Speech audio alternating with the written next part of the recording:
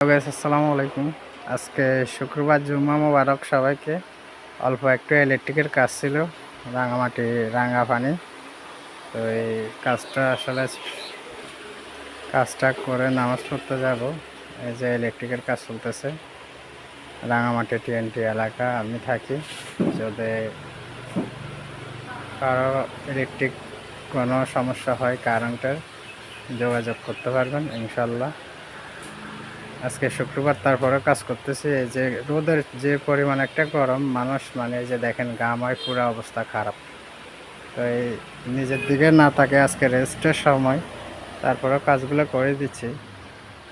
যে কোনো টাইমে সার্ভিসের জন্য যোগাযোগ করতে পারবেন মেশিনদারে। এই যে এত পরিমাণ রোদের গরম, কি বলবো আর। সবাই ভালো থাকবেন, সুস্থ থাকবেন। আসসালামু আলাইকুম, জুম্মা মোবারক।